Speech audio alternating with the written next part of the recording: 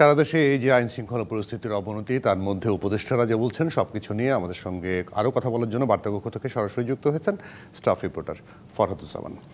ফরহাদুজ্জামান, আপনাকে স্বাগত। নিশ্চয়ই শুনতে পাচ্ছেন। আপনার প্রতিবেদন দেখলাম, পাশাপাশি সারা দেশের একটা চিত্র আমরা দেখানোর চেষ্টা করলাম। সেখানে একটা জিনিস আমার কাছে খুব কানে লেগেছে। স্বরাষ্ট্র উপদেষ্টা এই পরিস্থিতির মধ্যেও বলছে আইন শৃঙ্খলা পরিস্থিতি সন্তোষজনক। নাকি সন্তোষজনক? আপনি কি দেখেন?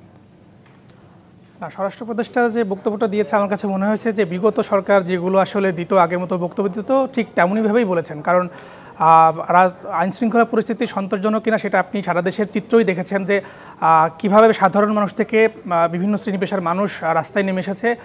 আমরা দেখেছি যে সন্ধ্যার পর থেকেই কিন্তু রাজধানী সহ সারা দেশে যারা রাস্তায় নেমেছেন বা নামছেন বা চলাফেরা করছেন তারা অনেকটাই অনিশ্চয়তার মধ্যে ভুগছেন। আসলে তারা অনেকটা জীবন নিয়ে ফিরতে পারবেন কিনা এমন আশঙ্কাও জানিয়েছেন।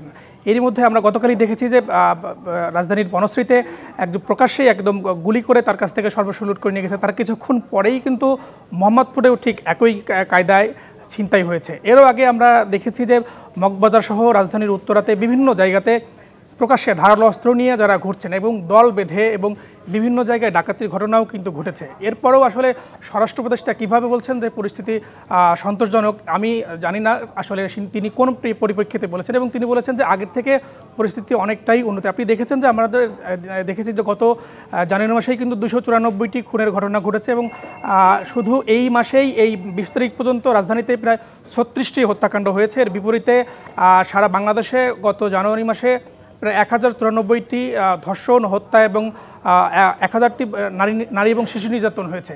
পাশাপাশি বিভিন্ন বাসেও কিন্তু আপনি দেখেছেন ডাকাতির পাশাপাশি নারীদেরকে শ্লীলতাহানি করা হয়েছে এবং বিভিন্ন জায়গায় খুন হয়েছে। এবং গত শুক্রবারে আপনি দেখেছেন যে শুধু ঝিনাইদহে একসাথে 3টা খুন করা হয়েছে। এর কোনোটির কিন্তু বেশিরভাগই কিন্তু আসামি গ্রেপ্তার হয়নি। এবং আমাদের কাছে যারা অভিযোগ করেছেন তারা বলছে যে তারা এখন আগে যেমন রাতে বা সন্ধ্যায় বের হতে কিছুটা ভয় থাকলেও এখন তারা পুরোটাই আসলে মানে ভয়ের মধ্যে আর তারা কাজ করছেন। এবং সাধারণ ফরহাদ, এর মধ্যে কিন্তু একটা জিনিস মানে স্বরাষ্ট্র উপদেষ্টার মধ্যে 5ই আগস্টের সঙ্গে তুলনা করছেন এখনো, কিন্তু 5ই আগস্ট চলে গেছে 7 মাস।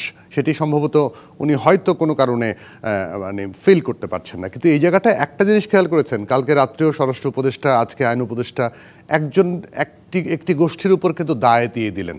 মানে এই যে বিচারের মানে এটাকে কি বলে, একজনকে দায়ী করা। আওয়ামী সরকারের আমল আমরা দেখেছি কোনো কিছু হলেই সঙ্গে সঙ্গে দায় দিয়ে দেওয়া, অমুক করেছে, বিএনপি করেছে, এখনও একই অবস্থা চলছে। তাতে মূল অপরাধীরাতেও বেরিয়ে যাওয়া বা ফাঁকফোকর গলিয়ে বাইরে চলে যাওয়ার সুযোগটা পেয়ে যায়, তাই না? আমিও সেটাই মনে করি। কারণ হচ্ছে আপনি দেখেছেন যে আমরা আগেও দেখেছি যে কোনো কিছু একটা হলেই বিরোধী দল বা যখন যারা আসলে ক্ষমতার বাইরে থাকে তাদের উপরেই দায় চাপানোটা হয়। কারণ এটা চাপানোটা আমার কাছে মনে হয় যে অনেকটাই সহজ হয়, কারণ সেক্ষেত্রে দায় এড়ানোটা থাকে। আমাদের কাছে অপরাধ এবং সমাজ বিশ্লেষকরাও বলেছেন যে এই দায়টা আসলে সরকার এবং আইন শৃঙ্খলা বাহিনী কোনোভাবেই এড়াতে পারে না। কারণ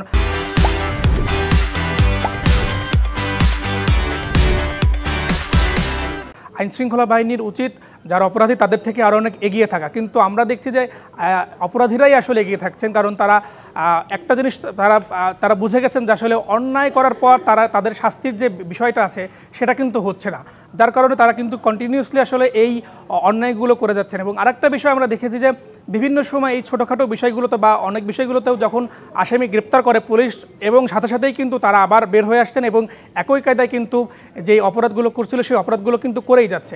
আরেকটা যে রাজনৈতিক যে বিষয়টা আপনি বললেন, আমি ধরেই নিলাম যে তারা আসলে অপরাধ করছে, কিন্তু তাহলে আমাদের আইন শৃঙ্খলা বাহিনী আসলে কী করছে? আমরা পাশাপাশি দেখছি এখন কিন্তু সেনাবাহিনী, বিজিবি, পুলিশ, র্যাব সবাই কিন্তু মাঠে আছেন।